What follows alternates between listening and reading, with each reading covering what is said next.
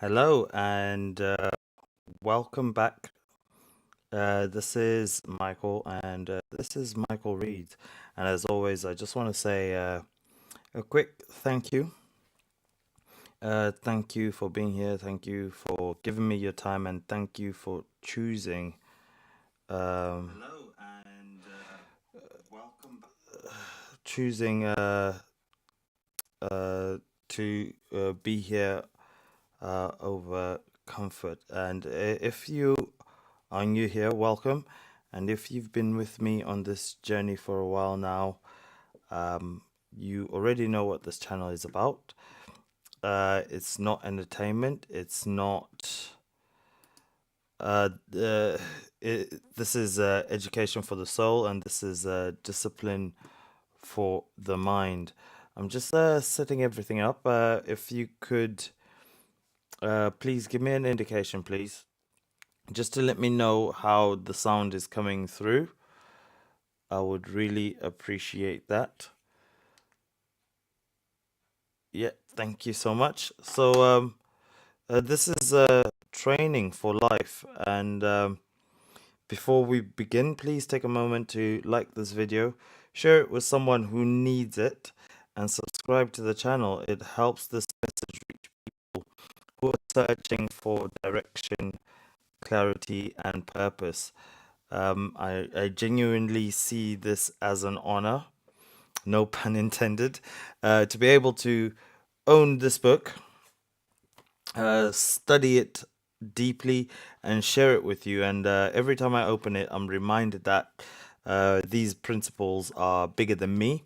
They're about legacy, they're about character, they're about becoming someone your future self will be proud of.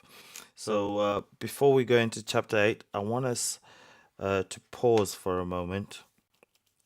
Um, we have covered in Bushido courage, benevolence, politeness, veracity, truth, and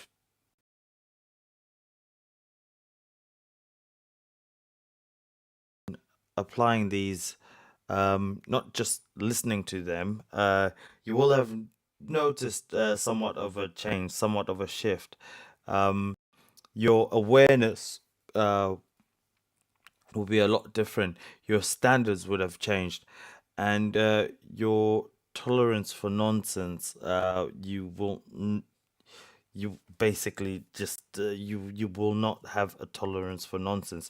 You no longer accept excuses from yourself the way you used to, and that is what growth is all about. Um, last time we studied veracity. It's also known as truthfulness. And for me personally, this chapter, it really hit hard because I've been in seasons in my life where I said I'll do things and I didn't, where I promised myself I'd wake up early and I didn't, where I said I'd be consistent and I wasn't. And I do apologize for this live being on a Wednesday when it's normally scheduled for Tuesday evening. So if you are waiting for it, I hope the wait wasn't too long. But we are in for a treat today with the chapter that we're gonna cover. You know, so uh, I said I was where I said I'd be consistent, but I wasn't. Every time I broke my word to myself, something inside me just weakened a little bit. My confidence took a bit of a dip, my self respect dropped, and my discipline slipped. But when I start honoring my word, even in small things, everything changed. Waking up when I said I would, showing up when I didn't feel like it, and finishing what I started. That rebuilt me. It rebuilt my identity, and truth begins with yourself. So that's a lesson that I took from that last chapter. But it leads up leads us into today's chapter, which is honor. And this chapter is not in any way comfortable because um, honor forces you to look in the mirror, um, not at who you pretend to be, but more who you really are. Honor asks, or it makes you ask, um, do I live at the level that I talk about, or do my actions match my values? Or would I respect myself if I was watching my life from the outside? See, the thing is, honor is private. It's when you who you are when nobody is clapping, nobody is posting about you, um, and nobody knows what you're doing. Honor is it's waking up when nobody will praise you. It's working late when nobody will notice, or working hard, um, even when no one will notice. It's saying no to temptation when nobody would find out. That is true honor. So with that brief introduction, we go into the best part, which is the reading of the book. And yeah, I've owned this book for a little while now. It's very inexpensive. If you would like a copy, I will put a copy of where you can purchase it in the comment section below. I think I may just start doing that with uh, every live that I do, so that we can basically read through the books together. Um, and also keep an eye on my community posts, because uh, I do post on there from time to time, just to keep you all up to speed as to what's happening with me, what's happening with the channel. So keep your notifications on, just so that you can see what is happening there. And before I start reading, I'll just have a very quick drink. And here we go. Honor. That it is high time I should pause a few moments for the consideration of this feature of the precepts of knighthood. The sense of honor, implying a vivid consciousness of personal dignity and worth, could not fail to characterize the samurai, born and bred to value the duties and privileges of their profession.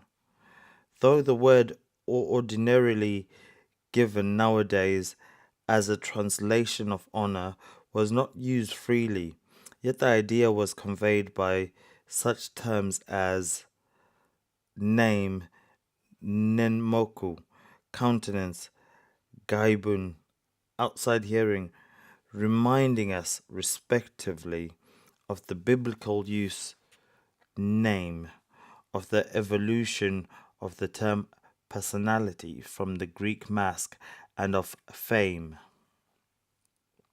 A good name, one's reputation, the immortal part of oneself, what remains being bestial, as assumed as a matter of course. Any infringement upon its integrity was felt as shame, and the sense of shame was one of the earliest to be cherished in juvenile education. You will be laughed at. It will disgrace you. You are you not ashamed? Were the last appeal to correct behavior on the part of a youthful delinquent. Such a recourse to his honor touched the most sensitive spot in the child's heart, as though it had been nursed on honor while it was in its mother's womb. For most truly is honor a prenatal influence, being closely bound up with strong family consciousness. In losing the solidarity of families, says Balzac, society has lost the fundamental force which Montesquieu named honor. Indeed, the sense of shame seems to me to be the earliest indication of the moral consciousness of our race. The first and worst punishment which befell humanity in consequence of tasting the fruit of that forbidden tree was, to my mind, not the sorrow of childbirth, nor the thorns and thistles, but the awakening of the sense of shame. Few incidents in history excel in pathos the scene of the first mother plying with heaving breast and tremulous fingers her crude needle on the few fig leaves which her dejected husband plucked for her. This first fruit of disobedience clings to us with a tenacity that nothing else does. All the sartorial ingenuity of mankind has not yet succeeded in sewing an apron that will efficaciously hide our sense of shame. That samurai who was right, who refused to compromise his character by a slight humiliation in his youth, because he said, "Dishonor is like a scar on a tree, which time, instead of uh, effacing, only helps to enlarge." Mencius had taught centuries before, in almost the identical phrase, what Carlyle has latterly expressed, namely that shame is the soil of all virtue, of good manners and good morals. The fear of disgrace was so great that in our literature lacks such eloquence as Shakespeare puts into the mouth of Norfolk, it nevertheless hung like uh, Damocles' sword over the head of every samurai and often assumed a morbid character. In the name of honor, deeds were perpetrated which can find no justification in the code of Bushido. At the slightest, nay, imaginary insult, the quick tempered braggart took offense, resorted to the use of the sword, and many an unnecessary strife was raised and many an innocent life lost. The story of a well meaning citizen who called the attention of a bushi to a flea jumping on his back, and who was forthwith cut in two for the simple and questionable reason that, inasmuch as fleas are parasites which feed on animals, it was an unpardonable insult to identify a noble warrior with a beast. I say, stories like these are too frivolous to believe. Yet the circulation of such stories implies three things. One, that they were invented to overawe common people. Two, that abuses were really made of the samurai's profession of honor.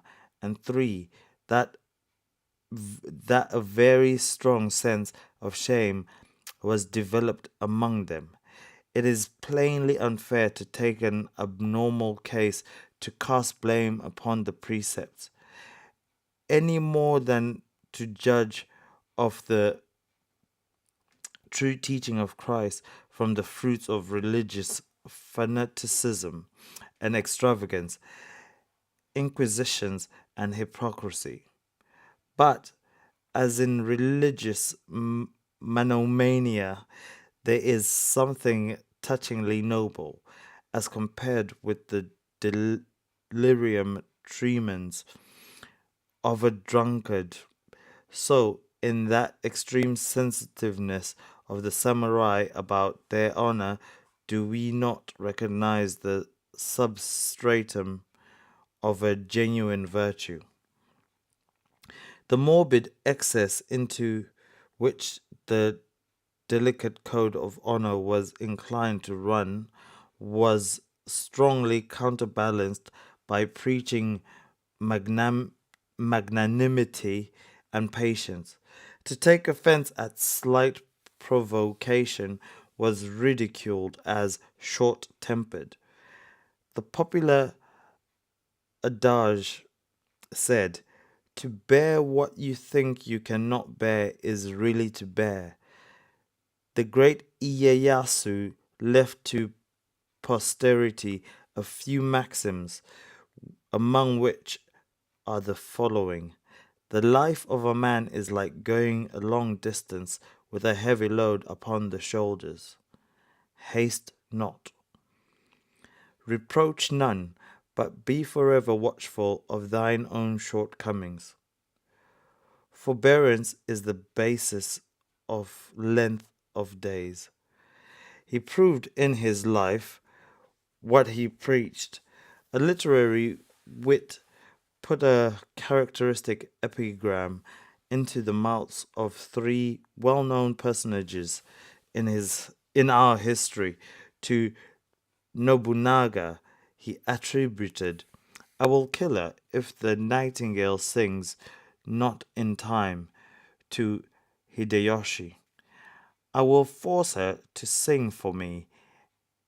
And to Ieyasu, "I will wait till she opens her lips."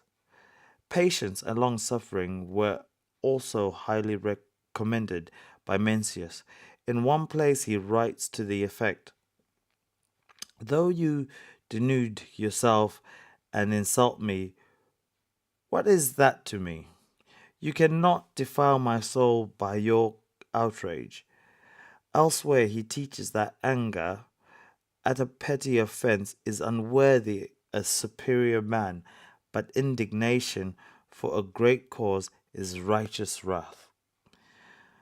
To what height of unmartial and unresisting meekness Bushido could reach in some of its vagaries may be seen in their utterances.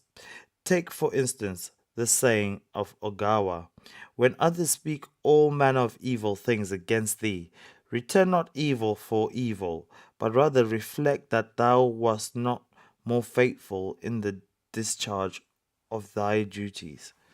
Take another Kumazawa, "When others blame thee, blame them not. When others are angry at thee, return not anger. Joy cometh only as passion and desire part." Still another instance I may cite from Seigo, upon whose overhanging brows shame is ashamed to sit. The way is the way of heaven and earth. Man's place is to follow it. Therefore, make it the object of thy life to reverence heaven. Heaven loves me and others with equal love. Therefore, with the love wherewith thou lovest thyself, love others. Make not man thy partner, but heaven, and making heaven thy partner, do thy best. Never condemn others, but see it that thou comest not short of thine own mark. Some of those sayings remind us of Christian expostulations and show us how far in practical morality natural religion can approach the revealed. Not only did these sayings remain as utterances, but they were really embodied in acts. It must be admitted that very few attained this sublime height of magnanimity, patience, and forgiveness. It was a great pity that nothing clear and general was expressed as to what constitutes honor. Only a few enlightened minds being aware that it from no condition rises, but that it lies in each acting well his part. For nothing was easier than for youths to forget in the heat of action what they had learned in Mencius in their calmer moments. Said this sage, "'Tis in every man's mind to love honour, but little doth he dream that what is truly honourable lies within himself and not anywhere else. The honour which men confer is not good honour. Those whom Chow and the great ennobles he can make mean again. For the most part, an insult was quickly resented and repaid by death, as we shall see later, while honour, too often nothing higher than vainglory or worldly approbation, was prized as the summum bonum of earthly existence. Fame, and not wealth or knowledge, was the goal towards which youths had to strive.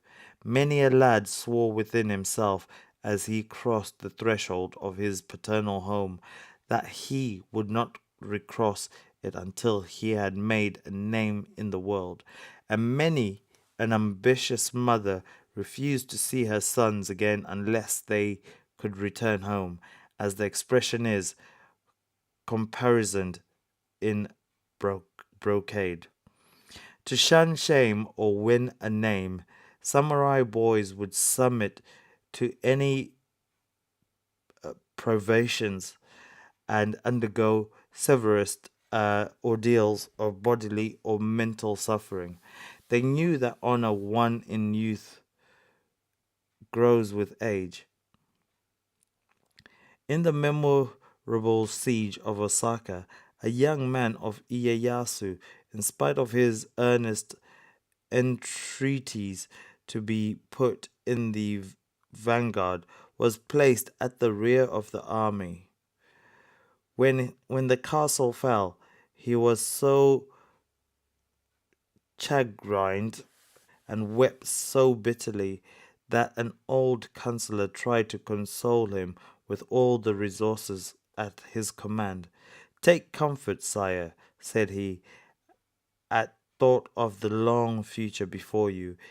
In the many years that you may live, there will come divers occasions to distinguish yourself. The boy fixed his indignant gaze upon the man and said, "How foolishly you talk! Can ever my 14th year come round again? Life itself was thought cheap if honor and fame could be attained therewith.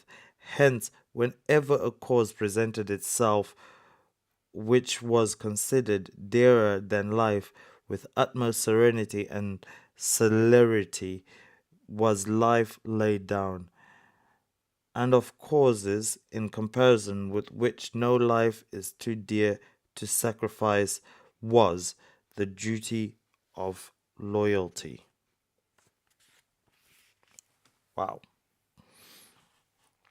Now, let me slow this down for a moment and speak to you all honestly from experience, because this chapter on honor isn't something that I've just read about. It's something that I've had to learn the hard way through trial, um, failure, reflection, and through growth.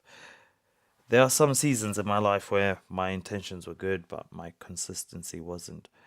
I wanted to grow, build, and succeed, but one thing is easy. Living with discipline is different. And over time, I realized that honor begins with the promises you make to yourself in private. You know, the alarm you set, the book you say you will read, the work you say you'll do, and the habits you say you'll change. Every time you keep those small promises something inside you strengthens, your self respect deepens, and your confidence becomes quieter, calmer, and more solid. And every time you break them without excuse and without reflection, you slowly teach yourself that your own word does not matter. So honor rebuilds with trust. You have to trust yourself. It teaches you to become someone you can rely on, and when you can rely on yourself, life becomes different. You walk with more certainty, and you make decisions uh, with better clarity, and you stop second guessing your own abilities. So living with honor also changes the way you move through your days. You become more aware. You start noticing how much time you waste. You often distract how often you distract yourself, and how easily you slip into habits that don't serve your future. And instead of judging yourself harshly, you begin correcting yourself gently. Sometimes you ask yourself, like, is this aligned with the life I'm trying to build? Is this helping me become more present for my family, or for my friends, or at work? Is this strengthening my mind, my body, and my character? And slowly, without drama, your life becomes more intentional, and you stop drifting and you start directing. So honor also reshapes your relationship. It reshapes your relationship with success. You know, you stop chasing quick wins, and you stop comparing yourself to everyone online, and you stop feeling pressured to impress people who don't really know your journey. So instead, you focus on building something real, something stable, honest, and something that will still be standing years from now.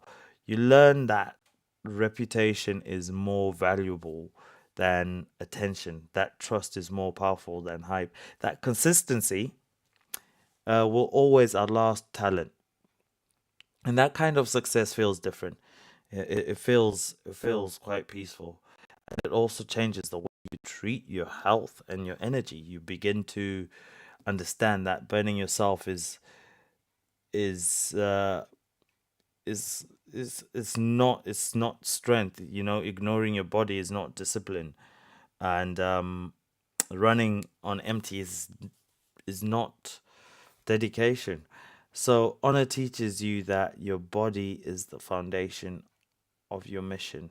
If your energy collapses, everything else follows. So you learn to rest without guilt, to sleep without apology, to protect your peace without explanation. And in doing that, you become more stable, you become more focused, you become more emotionally grounded, which leads to a deeper kind of happiness.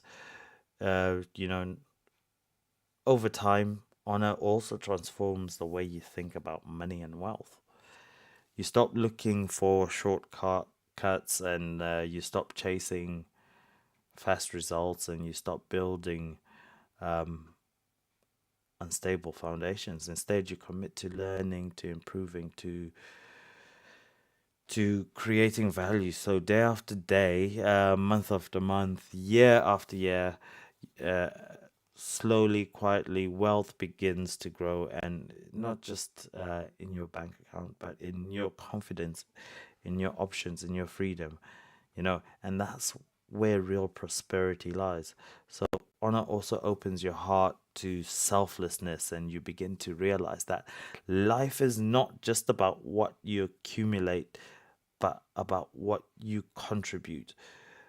To help without announcing it, to you support without expecting applause, and you encourage without keeping score. And strangely enough, the more you give with sincerity, the richer your life becomes. Your relationship with time changes too. You stop treating time casually. You respect mornings, you value structure, and you prepare instead of reacting. You understand that every focused hour is a gift to to your future self. So you plan, you prioritize, you execute, not perfectly, but if you remain consistent, uh consistency, it changes everything. And one of the quietest blessings of living with honor is that your life becomes simpler. You have a lot less drama, a lot less chaos, and a lot less regret because you handle things early. You speak honestly and you set yourself boundaries, um, and you take responsibility, and problems lose their power over you. And my final thought on honor, um, is it's what makes relationships last. It's not about charm, it's not about money, it's not about status. It's about reliability, presence, and integrity. So people know where you stand with you. They know your word means something, and they know you won't disappear when things get difficult. And that creates bonds that time cannot easily break. So let me leave you with this final thought. Every single day, you are shaping your character with your habits, with your decisions, and with your standards, and no one else can do that work for you. And remember this: take 100% responsibility for everything that happens in your life without expectation and without condition. That is honor. That is leadership. That is freedom. And if this message resonated with you, please hit the like button, share it with someone who might want to hear it, and subscribe to the channel. We've only just got started. We've got a lot of content to come. We've got a lot of books to cover, and those books have amazing and phenomenal knowledge. So, yeah, just subscribe to the channel.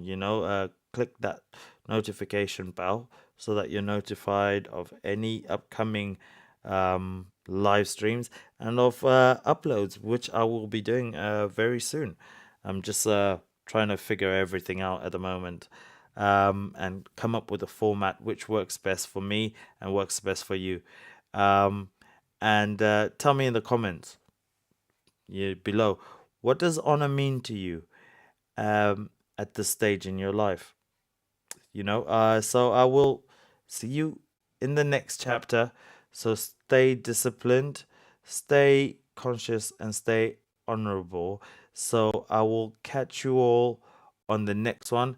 And thank you so much for spending your time with me today. This is Michael Reeds. Ciao, ciao.